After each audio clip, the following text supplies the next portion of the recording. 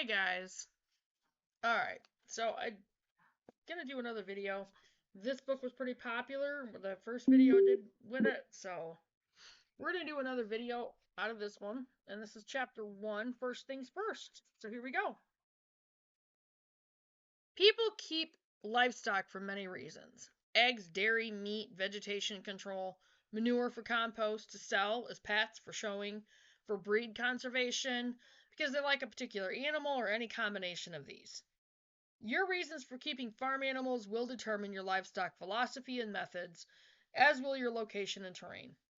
Regional factors to consider include seasonal temperatures and length of daylight. Egg laying, for example, is influenced by the amount of daylight. Areas with mild winters will allow for year-round grazing, while colder areas with more snow will limit pasture and forage.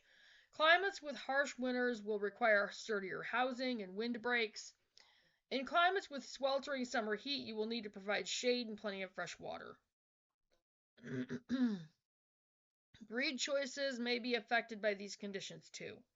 Long-haired Highland cattle will thrive in cold climates, while the Florida Cracker is well adapted to hot climates.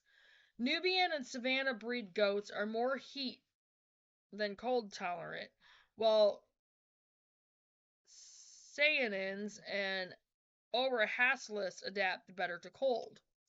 Most animals will do well on any terrain, although rocks and steep hills will make fencing and barn building more challenging. Country acreage offers the broadest possibilities for keeping livestock, but many mid and small-sized homesteads keep a variety of mid and small-sized animals to meet their family's needs.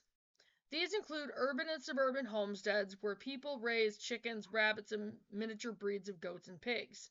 Once you know your area, start researching livestock laws. I need to still do that for us. I mean, obviously, you can have pigs out here because we're kind of surrounded. Bogart's over across Wright Road, they have pigs, and so does,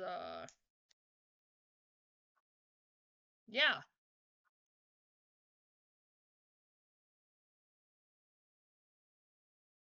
the farm down the road.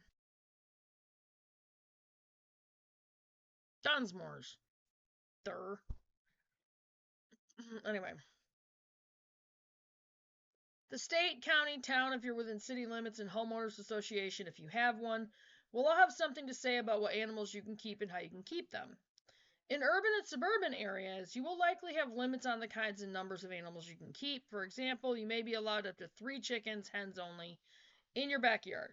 You may find that some animals can be kept as pets, such as rabbits, miniature pigs, and miniature goats, or even miniature goats. In rural areas, there are other laws you will need to know, such as fencing laws. All states have a definition of a legal fence. If your fencing does not meet those specifications, you may find yourself without legal recourse if your neighbor's goats break in and gobble down your garden. Or if your goats break in and gobble down your neighbor's garden. I think they mistyped that. Knowing what the law allows ahead of time can save a lot of headaches later on. However, even discouraging laws can be changed through proper channels.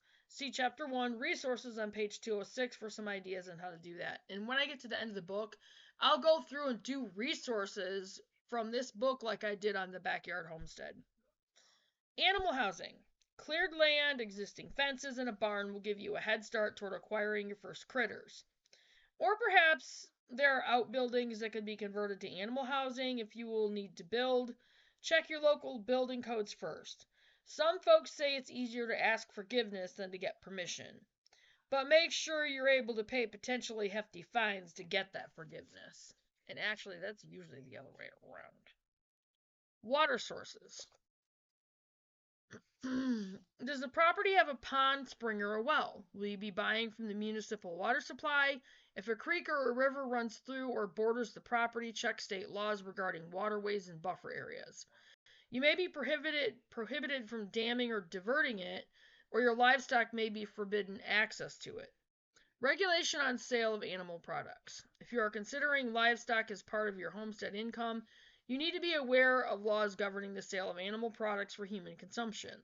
The sale of milk and dairy products, for example, is highly regulated and will determine everything from your milking and milk handling facilities to how the health of your animals is tested.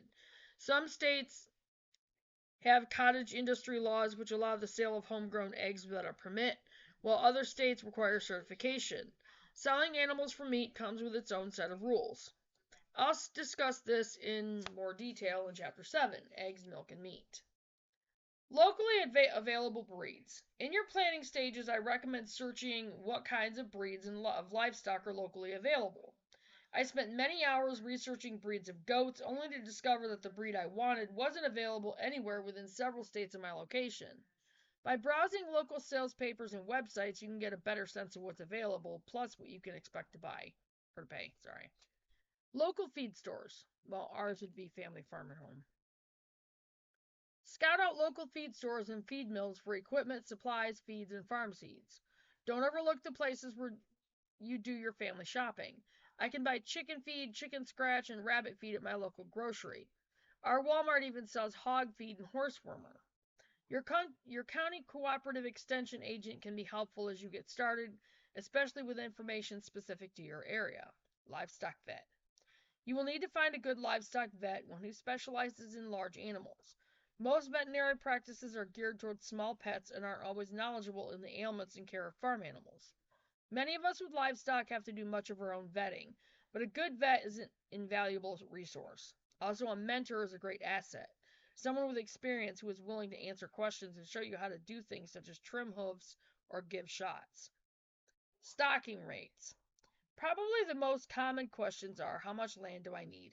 And how many animals can I keep on my property? Called stocking rates, the answers to those questions are often unsatisfying because they depend not only on the amount of land but on the quality of forage as well as the kind of animals you want to keep. I will give you a better idea in the next chapter, Best Breeds for Self-Reliance. And that was the end of First Things First. And the next chapter, Best Breeds for Self-Reliance. So, there we go. And I'll go ahead and get this up there. And I will see you guys in the next video. Make sure you check your subscriptions, you guys. Always check those subscriptions. Make sure you're still subscribed. As you well know, YouTube will unsubscribe people. Just click that notification bell. Click on all. Make sure you get all the notifications. And like and share the videos. I can't stress that enough. Like and share the videos on all your platforms with everybody. And just, get this information out there. And do your research. Because that's most important with homesteading. It's just do your research. And I will see you guys in the next video. Bye, guys.